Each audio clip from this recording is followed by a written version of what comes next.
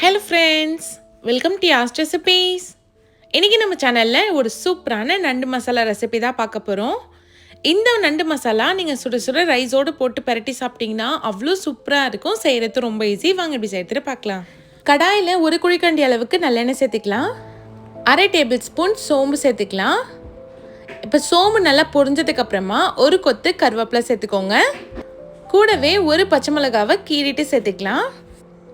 2 medium size வெங்காயத்தை பொடியாக cut பண்ணிவிட்டு சேர்த்துக்கோங்க. இப்போ இதை நல்லா வதக்கி எடுத்துக்கலாம்.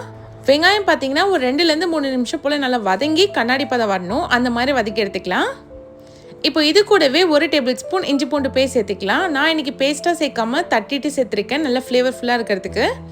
இப்போ அந்த பச்சை ஸ்மெல் போகிற அளவுக்கு நல்லா வதக்கி எடுத்துக்கலாம்.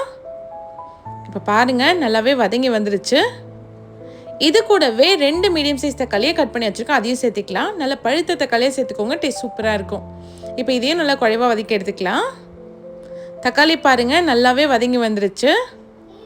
இந்த அளவுக்கு வதங்கி வந்ததும் நம்ம மசாலா சேர்க்கலாம். அரை டேபிள் ஸ்பூன் மஞ்சள்தூள் சேர்த்துக்கோங்க. 1 டேபிள் ஸ்பூன் அளவுக்கு காஷ்மீரி சில்லி பவுடர் சேர்த்துக்கலாம். இது நல்ல கலர் கொடுக்கும், காரமும் கம்மியாக இருக்கும். 1 டேபிள் ஸ்பூன் வீட்டில் அரைச்ச குழம்பு மிளகாய் பொடி சேர்த்துக்கோங்க. 1 டேபிள் ஸ்பூன் மிளகுத்தூள், அரை டேபிள் ஸ்பூன் போல் சீரகத்தூள் சேர்த்துக்கலாம். அரை டேபிள் ஸ்பூன் கரம் மசாலா சேர்த்துக்கோங்க.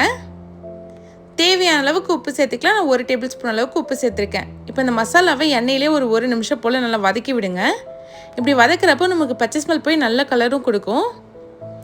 அரை கப் அளவுக்கு தண்ணி சேர்த்துக்கலாம் நண்டு வேகிறதுக்காக. இப்போ இதை நல்லா மிக்ஸ் பண்ணி விட்டுடலாம். தண்ணி ரொம்ப சேர்த்திங்கன்னா குழம்பு மாதிரி ஆகிடும். அரை கப் சேர்த்திங்கனாலே கரெக்டாக இருக்கும். இப்போ இது நல்லா கொதிக்கட்டும். குழம்பு பார்த்திங்கன்னா லைட்டாக கொதிக்க ஆரம்பிச்சிருச்சு. இப்போ நம்ம க்ளீன் பண்ணி வச்ச நண்டு சேர்த்துக்கலாம். நான் இன்றைக்கி 1/2 கிலோ அளவுக்கு நண்டு சேர்த்துருக்கேன். சேர்த்துட்டு லைட்டாக ஒரு வாட்டி கலந்து விட்டுருங்க.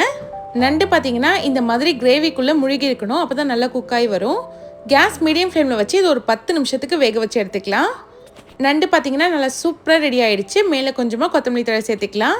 இப்போ கரண்டியை வச்சு இது லைட்டாக ஒரு வாட்டி பரட்டி விடுங்க. அவ்வளோதான், நல்ல காரசாரமான நண்டு வறுவல் ரெடி ஆகிடுச்சு. நான் இந்த ஸ்டேஜில் கேஸ் ஆஃப் பண்ணிடுறேன், ரைஸோடு போட்டு பரட்டி சாப்பிட்றதுக்காக. உங்களுக்கு இன்னும் ட்ரையாக வேணும்னா இன்னும் ஒரு 5 நிமிஷம் போல் கொதிக்க வச்சு எடுத்துக்கலாம். கிரேவி பாருங்கள் எந்த அளவுக்கு சூப்பராக வந்திருக்குன்னு.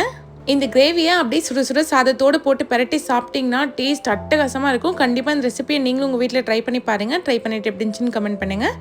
இந்த மாதிரி நிறைய இன்ட்ரெஸ்டிங்கான ரெசிபிஸ் பார்க்க மறக்காமல் யாஷ் ரெசிபிஸ் சேனலை சப்ஸ்கிரைப் பண்ணிவிடுங்க. Thanks for watching.